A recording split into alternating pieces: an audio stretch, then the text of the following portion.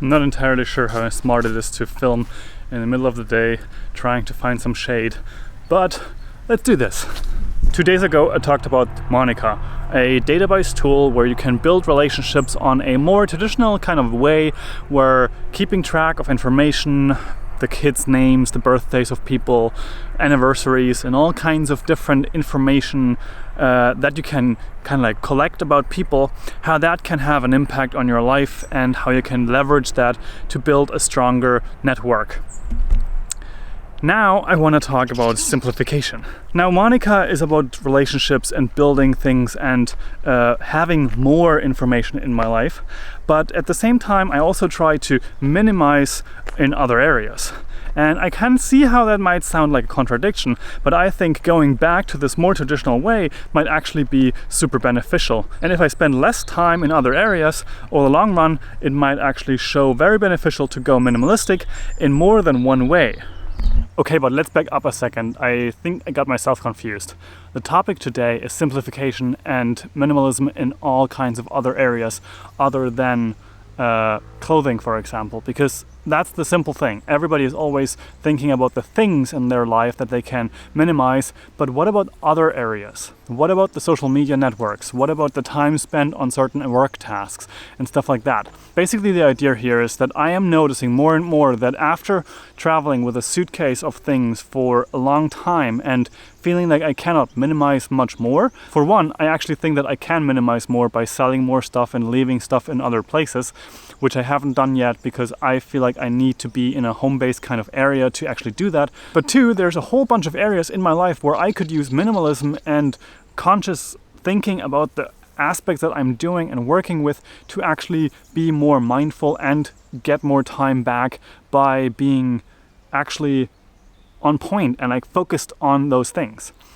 And I have a couple of very simple examples for this. The first one that comes to mind is unfollowing people on social media or completely stopping to use certain social media platforms. For me, in the last few weeks, I practically stopped using Facebook at all.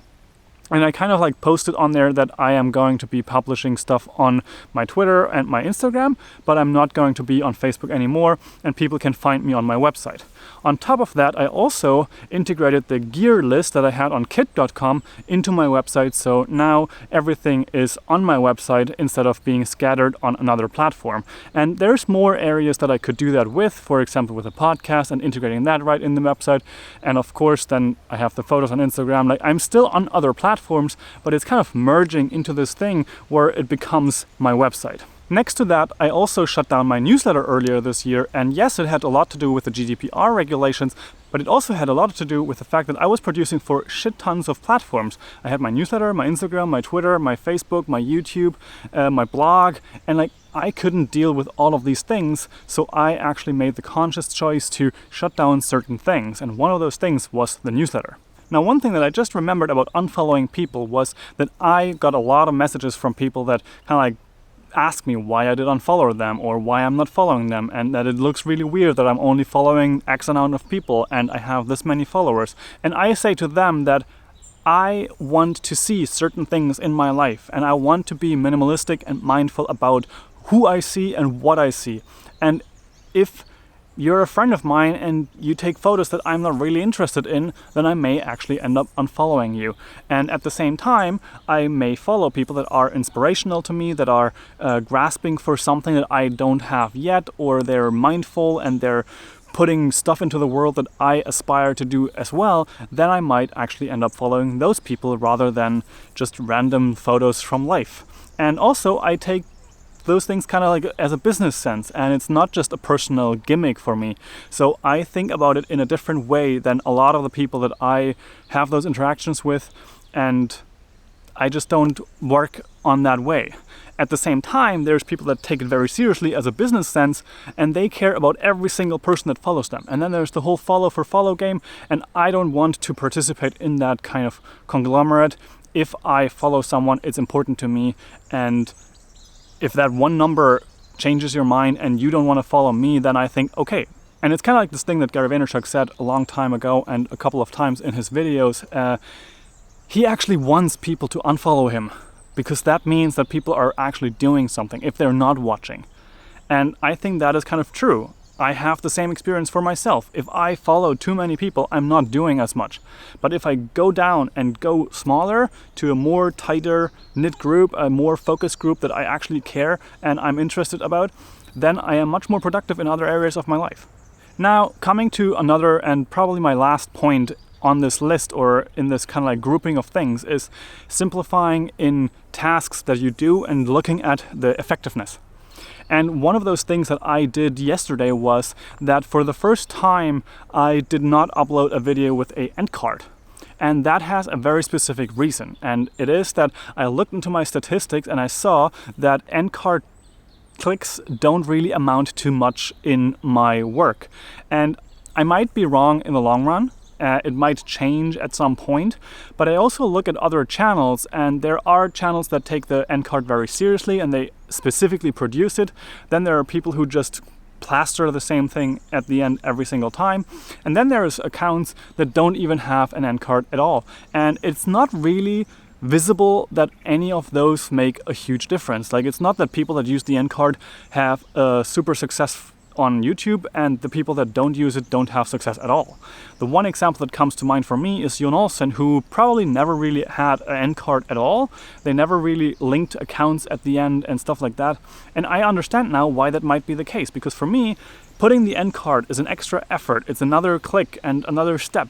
And just uploading the video and publishing it and then interacting with comments is much more productive and building a community than having those two videos show up. And if I do YouTube correctly, my videos will show up anyways because they are being the related and recommended videos to that person. So from now on, my videos don't have an end card anymore, and it's kind of like cutting down the time that I need to make the videos. It's cutting down the time that I need to set them up and all of that kind of stuff. But I think that the impact on my watch time or my views and stuff like that will be minimal.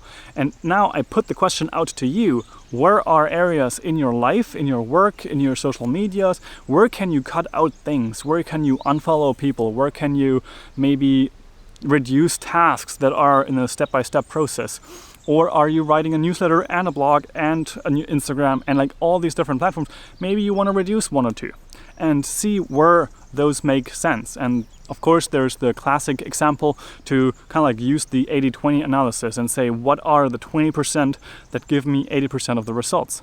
And if you do that, you might end up having much more time and freedom in your life to do other things, more important tasks, and build freedom and actually have more enjoyment. So now, with this kind of long rant over, I'm going away from this place that I discovered yesterday on my run, but we are actually switching locations for accommodation today again, last time on Mallorca, to a different place that is slightly more north, but I think the next 2 days I will explore more and we will have a little bit more time for that kind of stuff. For today, this is it, and I hope this was helpful and kind of inspiring you to, I don't know, change some things up and reduce your tasks, reduce the amount of work that is necessary to get them done, and overall have more of an impact in the long run because you're not valuing those little tiny bits and pieces in the short term. Have an amazing day and build something. Ciao.